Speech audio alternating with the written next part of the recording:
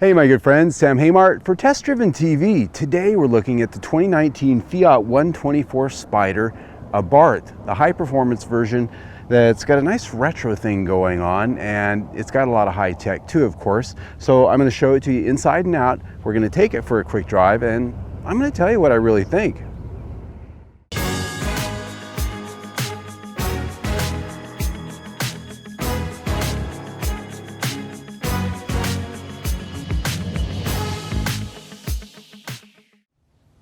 Before we get out on the drive, we're going to talk about styling, and there's a lot to talk about. This is a car that is literally packed with Italian artwork, and in this variation, it's also got some retro touches. Right on the fender is that beautiful scorpion logo, a very classic looking emblem.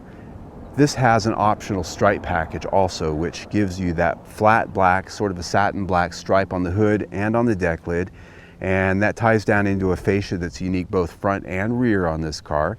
And this also has an elevated lighting package on it, which includes the LED lights. Very nice self-adjusting light, works very well at night.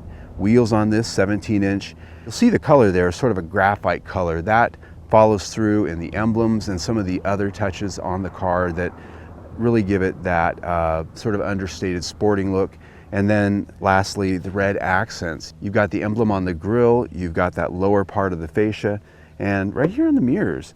It's a nice visual package, nice cues, I think, and with the white and the black, definitely does look a lot more retro than perhaps some of the other colors in the spectrum. At the rear of the car, this thing really has a nice, sexy butt. Nice 3/4 view back there. It's very well proportioned, I think much better than the Miata, in my opinion. That lower fascia does have a unique cutout for those exhausts. Big 4 pipes, and when you start this thing up, it really has a nice sound.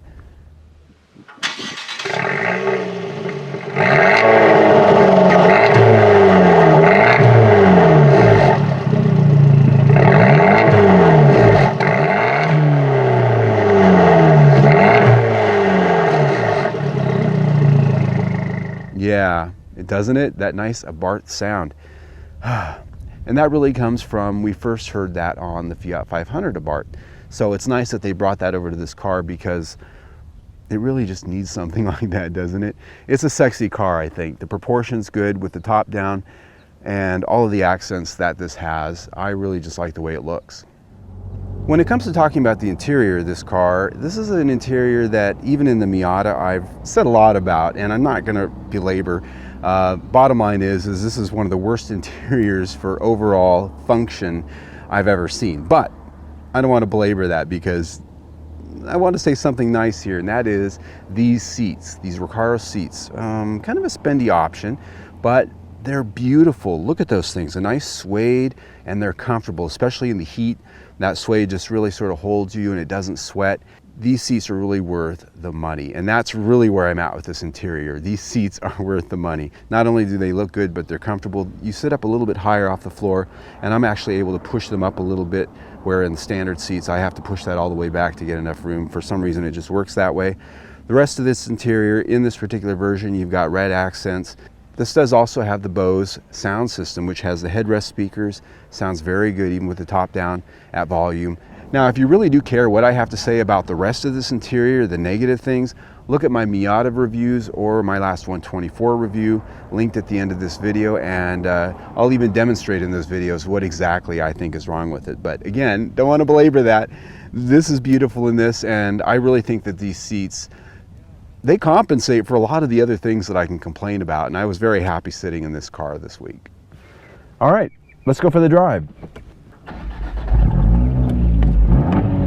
Love that sound. All right, off we go. See what kind of trouble we can get into here.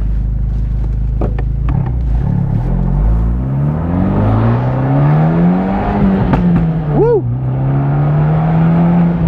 Love that rap, crackle, pop. Yes. Now it's kind of windy. I should probably put the windows up so you can hear me better. I always hate it when I see guys driving around and convertibles with the windows up. It's like, really?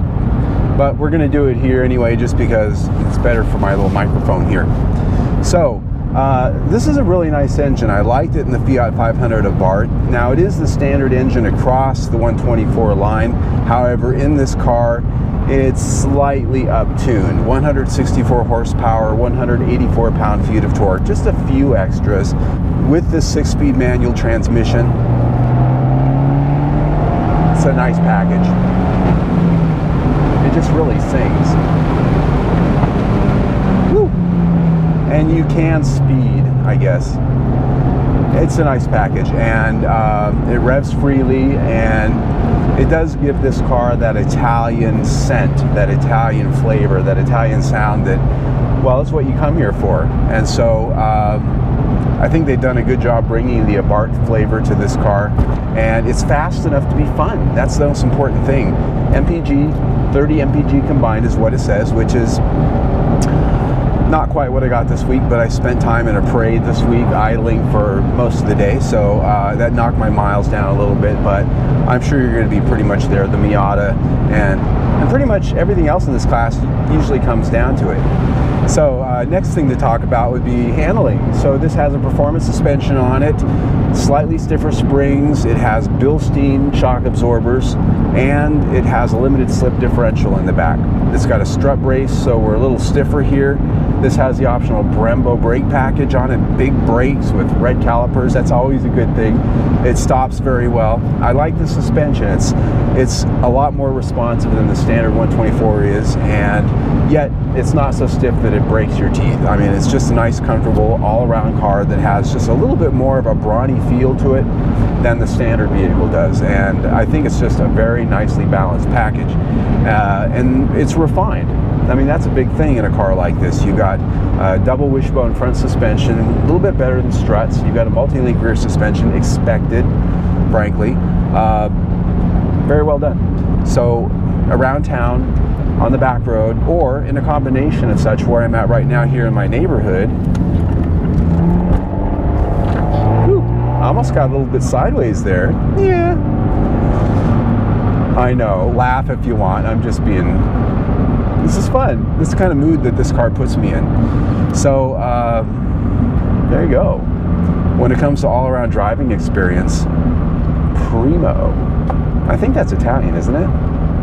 All right, my friends, let's wrap it up for the 124 Spider Abarth. I got to tell you right out of the gate, I like it because I've owned Miatas before, and this has got the heart of a Miata, yet a little bit of a transplant from Fiat. So it's the best of both worlds there. And I just like the package here. I've test driven this car before, not the Abarth version, and I was impressed with it. And basically my takeaway at that point in time was, if you want an Italian flavor for your Miata, this is the car to have. But getting to my takeaways here, that's sort of where we go. We've got Italian style and flair with Japanese quality. That is huge, because Italian cars are known for, you know, not being the best cars in the world when it comes to foibles and reliability and little things that make you go, yeah, fix it again, Tony, is the old refrain from the way long back ago. So we've got a car here that I went out and drove in a parade here in Phoenix on Sunday. It was 90 degrees, and for 2 hours I idled along, and it didn't overheat and spill coolant all over the place, and that's a good thing. So you've got a car that you can have that Italian style flair with the Japanese quality that Mazda brings to the table. That's huge. The next thing is, I think in this particular iteration of the car, you've got a performance package that's just right. These brakes, the suspension, this turbo engine, and that exhaust sound.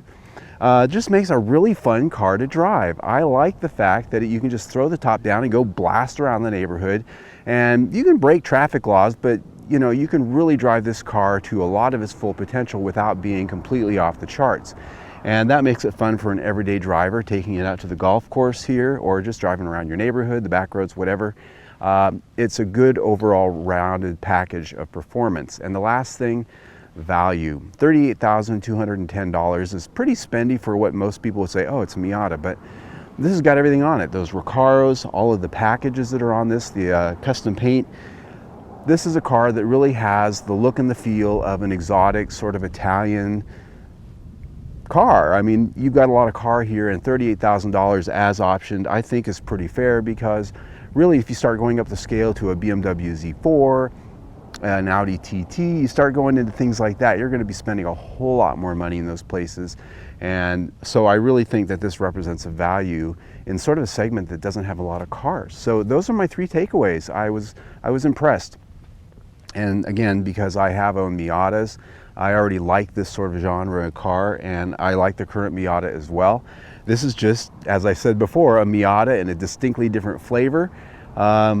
Very spicy. So there you go. Now, if you want to see a more detailed review of this car, a different variation of it, you can see right up there on the square is my last 124 review. Down there in the lower is the round logo where you can subscribe to my YouTube channel, and I highly suggest you do that. Have a good one.